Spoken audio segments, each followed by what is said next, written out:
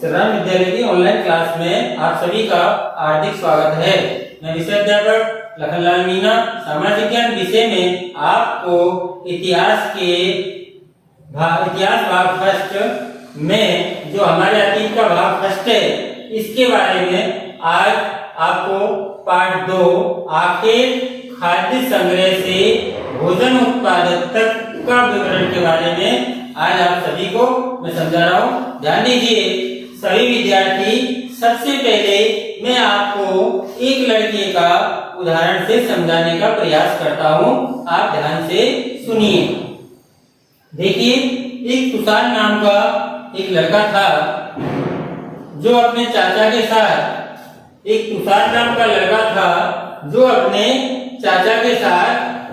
यात्रा कर रहा था।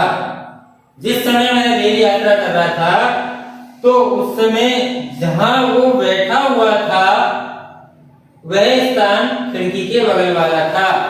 जब वो खिड़की में से चलती हुई रेलगाड़ी में बाहर का दृश्य देख रहा था तो उस समय गाड़ी अपनी तेज गति से आगे बढ़ती जा रही थी और जितना भी दृश्य वो देख रहा था वो पीछे छूटता हुआ जा रहा था। तो तब वह इस दृश्य को जब देख रहा था तो उसके दिमाग में सबसे पहले एक सवाल आया, पहले क्या छूट गया, पहले क्या होता था, ये सारी बातें उसके दिमाग में आई। तो ध्यान दीजिए, सबसे पहले उसके चाचा ने उसे समझाया कि बेटा 150 साल पहले रेल की शुरुआत हुई होगी और उस समय से आज तक ये गति धीरे धीरे आपको देखने को मिल रही है। तो उसके दिमाग में एक सवाल आ गया कि क्या 150 साल पहले लोग यात्रा नहीं करते थे? क्या 150 साल पहले लोग एक स्थान से दूसरे स्थान पर नहीं जाते थे? तो चाचा ने कहा ऐसा नहीं है, पहले भी लोग यात्राएं करते थे। तो उसके मन में और जिज्ञासा हो गई और वह विद्यार्थी अपने चाचा से पूछने लगा कि पहले लोग यात्रा कैसे करते थे और किस प्रकार के साधनों का इस्तेमाल किया करते थे। तो ध्यान दीजिए बेटा, सभी विद्यार्थी, मैं आप सभी को आरंभिक मानव के बारे में थोड़ा प्रकाश डालते हुए आपको समझाने का प्रयास करता हूँ। ध्यान दें। देखिए, आरंभिक मानव अर्थात शुरुआत में मानव की क्या स्थिति थी, कैसे रहता था, क्या खाता था, क्या पीता था, क्या पहनता था, कहाँ रहता था और रहता जिस स्थान पर क्या वो आज के मानव की तरह इस तरीके से रहता था। तो ये सवाल उसके दिमाग में आता है। तो आप सबसे पहले ध्यान दें, आरंभिक मानव एक स्थान से दूसरे स्थान पर निर्वस्त्र जो है वह एक स्थान से दूसरे स्थान पर घूमा करता था। आखिर वे इधर उधर क्यों घूमते थे? सवाल ये बनता है कि आरंभिक जो मानव थे वो एक स्थान से दूसरे स्थान पर क्यों घूमा करते थे? इसके क्या कारण है?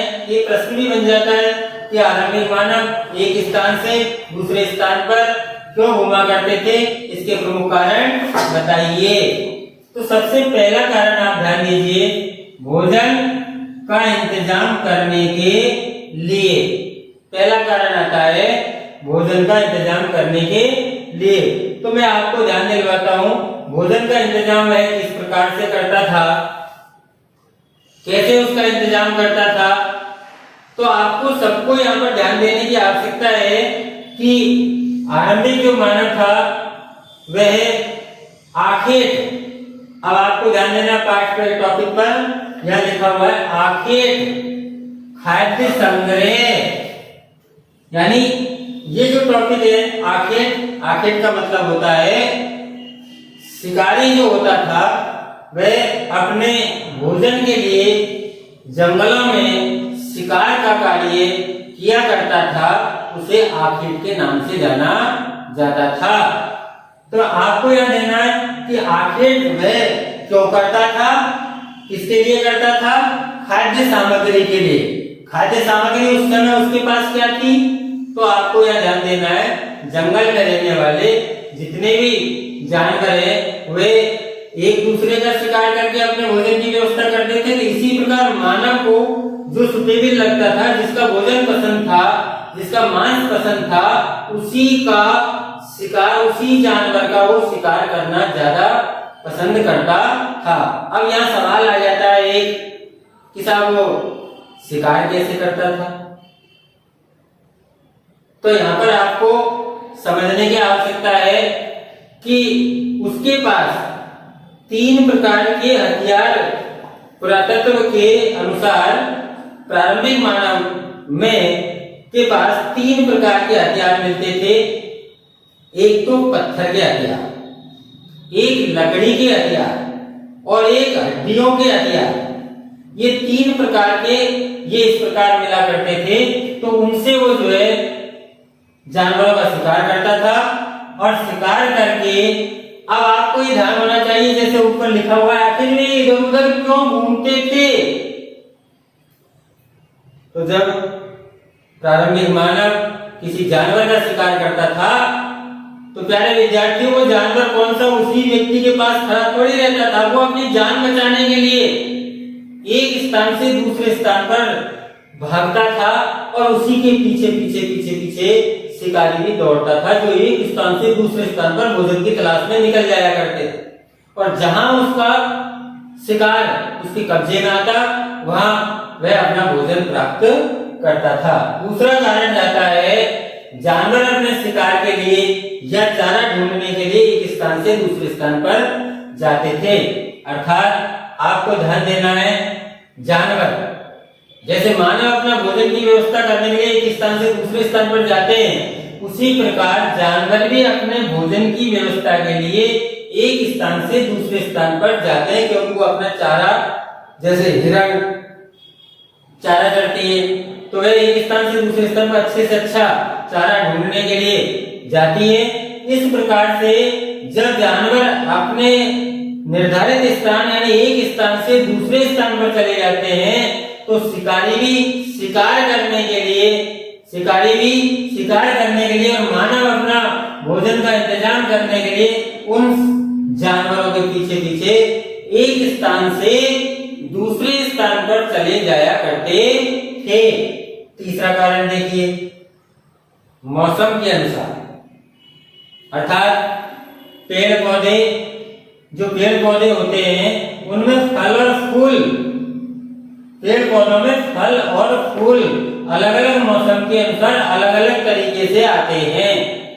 आप देखते हैं वर्तमान समय में सर्दी, गर्मी, बरसात, इन तीनों मौसमों में अलग अलग मौसम में अलग अलग प्रकार के फल आपको देखने को मिलते हैं। तो ये फल फूल जो थे ये अलग अलग मौसम में अलग अलग आते हैं। इन्हीं की खोज करने के लिए प्रारंभिक मानव एक स्थान से दूसरे स्थान पर, यानी जिस स्थान पर वो रहता था उस स्थान पर, मान लीजिए मौसम के अनुसार वहाँ फल फूल उसको भोजन के लिए प्राप्त नहीं होते हैं, तो वो एक स्थान से दूसरे स्थान पर उनकी तलाश में चले जाया करता था।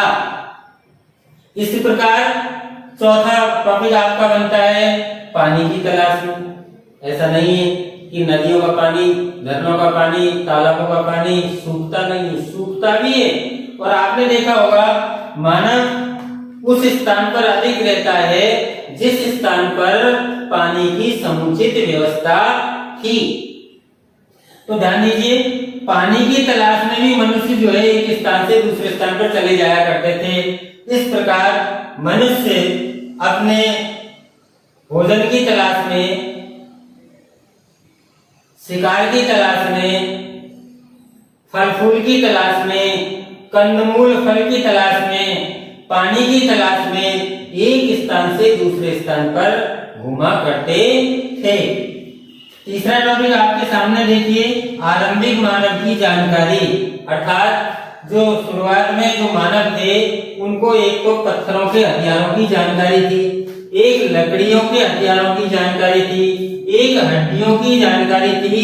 अब इनसे उन्होंने हथियार बनाए, तो पत्थरों से उसने जो हथियार बनाए थे, जानवरों के पीछे दौड़ करके उन हथियारों से उनका शिकार किया करते थे। इसी प्रकार लकड़ियां और हड्डियां, इनके भी हथियार बनाया करते थे, क्योंकि इनसे वो जो है कई बार कई पेड़ों की छाल को उतारने के काम में लेता था। तो कई बार कई जो है हड्डियां के हथियारों को भी वो काम में लिया करता था। तो इस तरीके से प्रारंभिक मानव ने अपने भोजन की व्यवस्था के लिए, अपनी व्यवस्था के लिए कई हथियार बनाए और उन हथियारों के बारे में उन्हें धीरे धीरे जैसे ज्ञान प्राप्त होता चला गया, वैसे वैसे इन हथियारों में सुधार होता हुआ चला गया।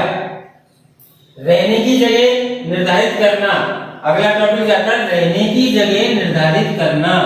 आरंभिक मानव ने रहने का स्थान कैसे बनाया होगा, यह कहाँ बनाया था?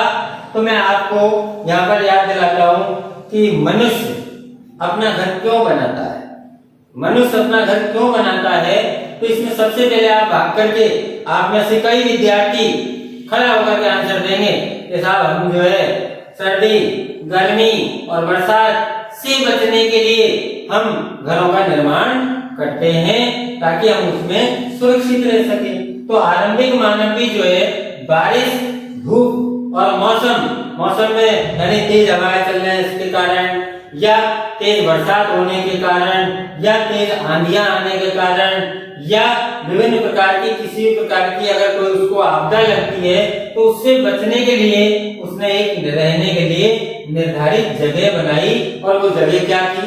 कोई मकान तो निर्माण किया नहीं, कोई पत्थरों का मकान निर्माण नहीं किया, ना ही उन्होंने कोई लकड़ियों का बनाया।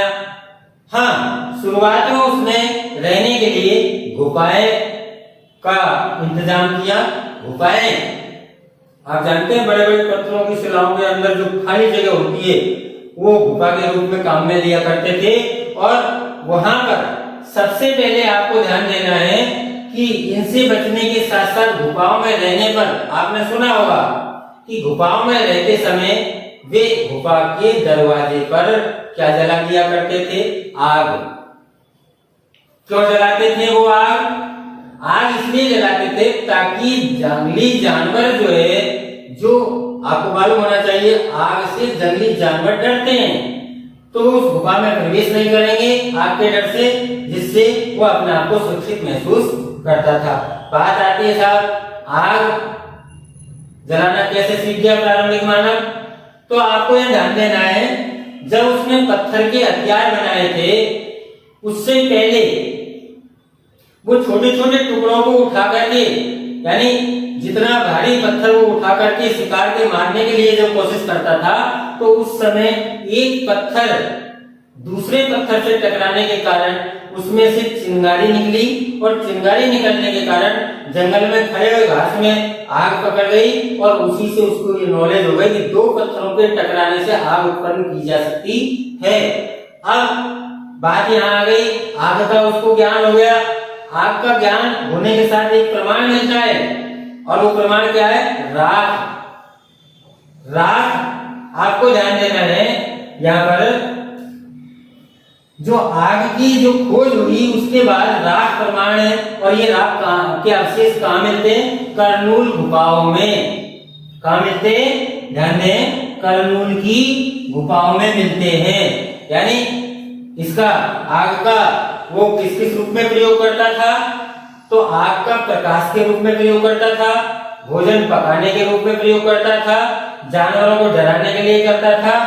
इस प्रकार आपको इन सारी चीजों की जानकारी देते हुए अगला टॉपिक आपका है पूरा स्थल। पूरा स्थल से आप क्या समझते हैं इसका आपको ध्यान देना। पूरा स्थल उस स्थान को कहते हैं जहां औजार, बर्तन और इमारतें जैसी वस्तुओं के अवशेष मिलते हैं, उसे पूरा स्थल के नाम से जाना जाता है। तो प्रारंभिक काल से लेकर के वर्तमान काल तक की अगर मान लो हम तुलना करते हैं तो वर्तमान समय में आप देखते हैं आग का लोग इस समय किस प्रकार से इस्तेमाल करते हैं और पहले लोग जो है आग का किस प्रकार से इस्तेमाल करते थे।